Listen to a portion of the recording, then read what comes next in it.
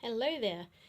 I've swatched out my M. Graham paints and now it's time to paint something with them. Just to remind you what they look like, here's my palette. I spent a little time trying to think of something to draw on and paint because I've got the paints and now what the heck do I do with them? I've come up with a bit of a drawing here. It is from another picture on Pixabay. It's an iguana. And I sketched it out on a piece of scrap paper and I've just written a few ideas for colours down here. And then I've gone and drawn it in my sketchbook. Now I'm still using the Etcher sketchbook 100% cotton in a size A4. And if I just open it up to the page...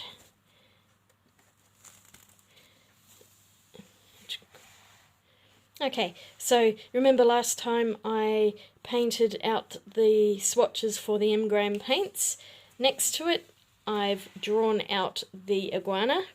So basically I just did a rough sketch outline on here, getting the general idea of where I want the mouth parts and the eye to be and things like that. And then I drew it into my sketchbook, and today I got it into my head that I wanted to use a different coloured pen, and I found a couple of my little pet artist pens here in Sanguine, and I've got a fine and a super fine, and I'll just quickly pull them off so you can see them.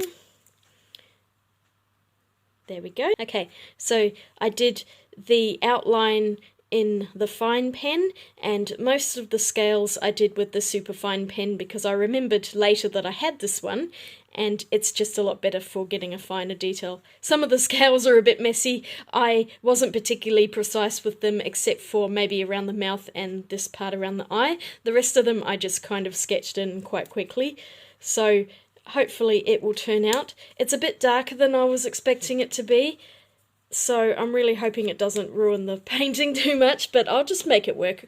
I'll incorporate the line art in with the painting. So I will get started and we'll see what I can come up with. I'm going to try and use most of the colours. I may not go directly from the reference photo, I just got it for the outline, but I'm probably going to make up my own colours on this, and it might be somewhat fantasy because I do want to use a few extra colours that may not be in the actual iguana itself. So let's get started. I actually ended up using all 14 colours in this painting, which was pretty cool. I started out by wetting the background with plain water, and I went in with the lightest blue first, which is the manganese blue hue, and I decided I was going to do the background in a blue and purple shade. And now I'm going in with that darker phthalo blue red shade, and I started mixing in some of the dioxazine purple in with the phthalo blue to make it more of a deeper blue, and then right around the edges I'm just going in with straight dioxazine purple. So this was my base layer, and I just worked it up, and I have to say that these paints are absolutely beautiful, and they just keep getting richer and richer, and they are really stunning, so I'm so happy I bought them. The great thing I've found with this particular paper is that you can layer paint on top of each other while it's still wet. Some paper you really need to wait for the lower layer to dry before you can add another layer on, but this you can just go for your life and just keep adding it, and it doesn't end up cauliflowering or doing anything crazy. So I basically painted the whole background in one go. It would dry slightly in between the layers that I was putting on, but it definitely wasn't fully dry, so it did really well. And once I was happy with the background, I went on to the iguana itself, starting with its eye, and I used quinacridone rust, some of the azo orange and Hansa yellow deep to get the different colours in its eye. This I thought would go nicely with the rest of its body, which I've done in a variety of colours, and I'm just wetting the whole animal here.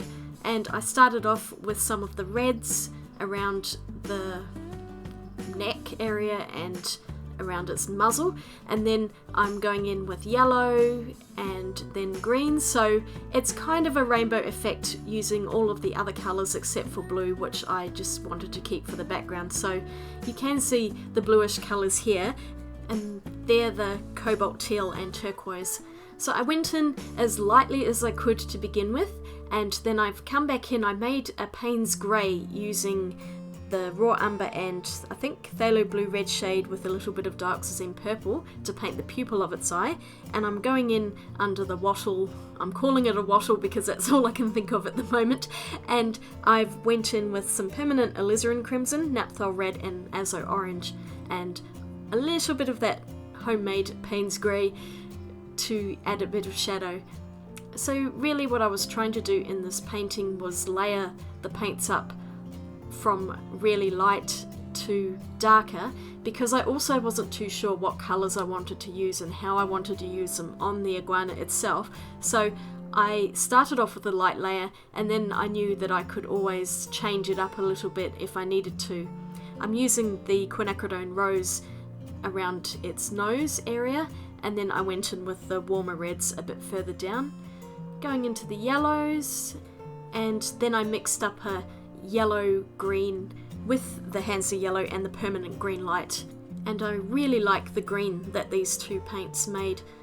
There are a lot of colours and shades that I can mix out of this relatively limited palette, and I also used a lot of the colours just straight from the pan, just because I wanted to see how they would go down as they were without too much mixing. And I just really wanted to have those super bright, vibrant colours. You can probably see here that I wasn't really trying to paint every single scale individually. It would have been very time consuming, and I actually prefer just a more abstract look to it. Even though I'd drawn the scales in, I thought I may as well leave most of them fairly blurred in together, but I did want to define the scales around its mouth, and so I went in with a bit more finesse here, starting off with the permanent alizarin crimson into naphthol red and then into azo orange. So I was trying to make this like a rainbow spectrum as well. And this was probably one of the more fiddly bits of this painting.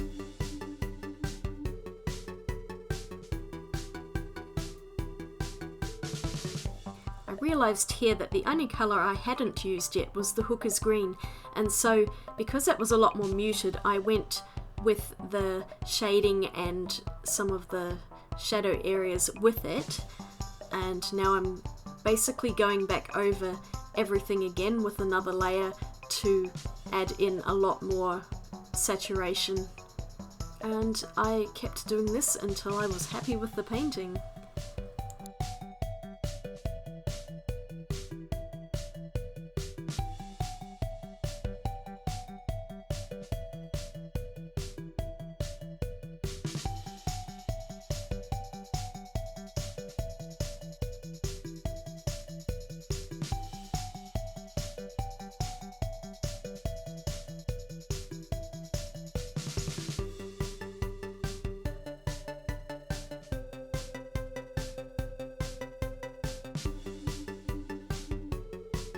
I think the eye socket was probably the most difficult part of it.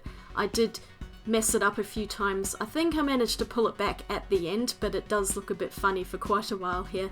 And I was really trying to get some definition around the eyes and also the shadow in the creases around its eyes, but it looked a little bit funny to begin with, and I had to go over that a few times. And then I was doing the detailing of the scales just around that eye ridge, I guess you would call it. Because I was using my own colour scheme here, I wasn't completely going off the reference, and so I was trying really hard to add some shading to give more depth around the eye and maybe give the illusion of detail when I wasn't actually painting every single scale.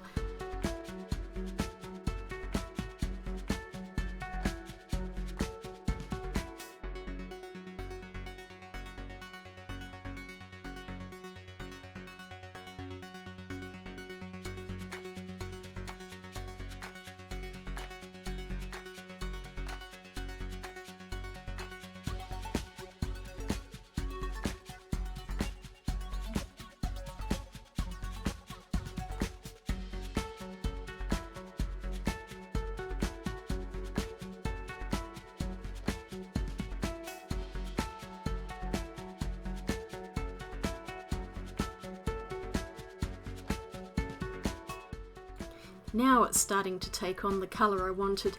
For a while there, it wasn't looking very good, but a painting almost always has an ugly phase, so you just have to get through it and keep going. Now I'm starting to see that definition that I was wanting to get.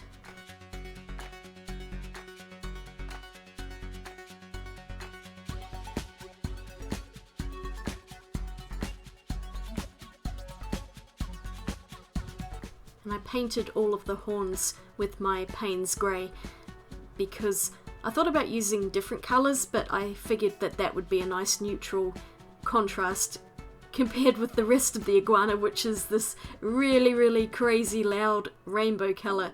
These paints are just so intense. I really love them, and they're absolutely perfect for my style of painting, which tends to be on the bolder, brighter spectrum of painting. I'm not very good with subtle when it comes to watercolours or any other medium really.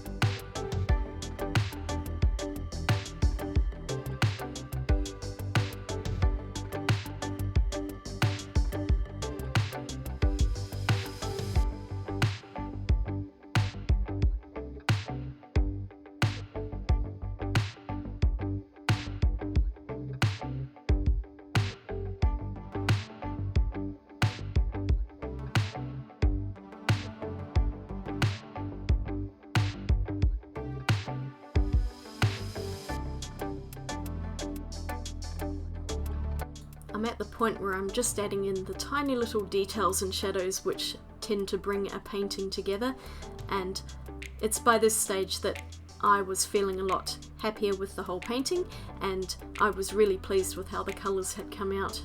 I think they look really beautiful together.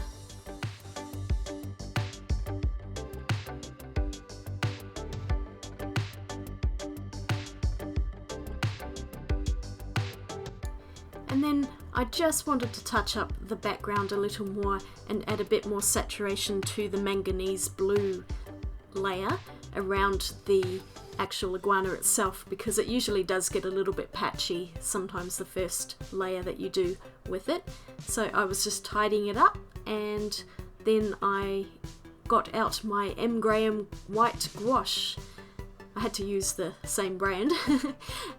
And I just finished off the piece with a few little painty highlights, especially around the eye. It needed it on the pupil and around the nose, nostril area. And it's almost done, so I was really happy with this piece. It's one of my favourite artworks that I've done recently, actually. I really just love the colours, they make me really happy. And the last thing I did was go back with the Sanguine marker pen and just give a few extra lines and touch up a few areas so that those details and wrinkles were a little more noticeable, because the paint had ended up covering most of the line detail, and I decided I wanted to bring some of it back, especially around the eyes, nose and mouth regions. And I think this really just finished it off how I wanted it to, especially the scales around the mouth here. It just gave it that extra little bit of depth that it was missing. And here we have the finished painting. As always, swatches never do paints justice. I mean, these things are so vibrant. I mean, how pigmented are they? They must be, I think, some of the brightest paints I've ever had. They just kept getting brighter and brighter and brighter. And so you can see here on the swatches, I've really only done one layer, and they look a little bit kind of washed out, especially the quinacridone rose, and the turquoise looks a little bit washed out, and that's due to the paper absorbing the paint.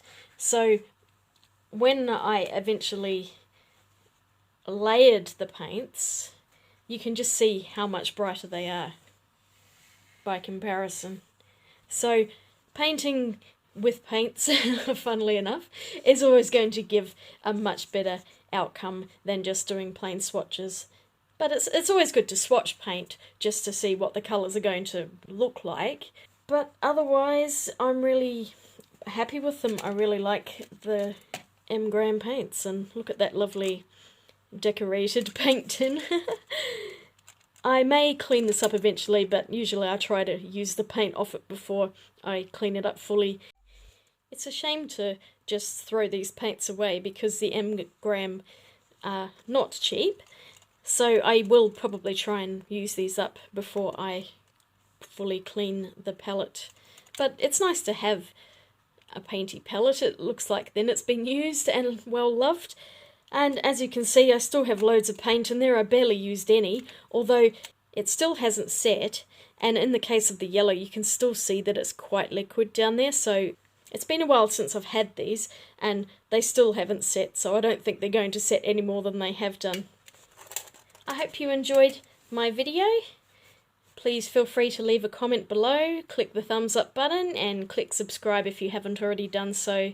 Thank you so much for watching. I'll see you all again real soon, and I hope you're all having a happy day and are safe and well no matter where you are in the world. Swatch you later. Bye.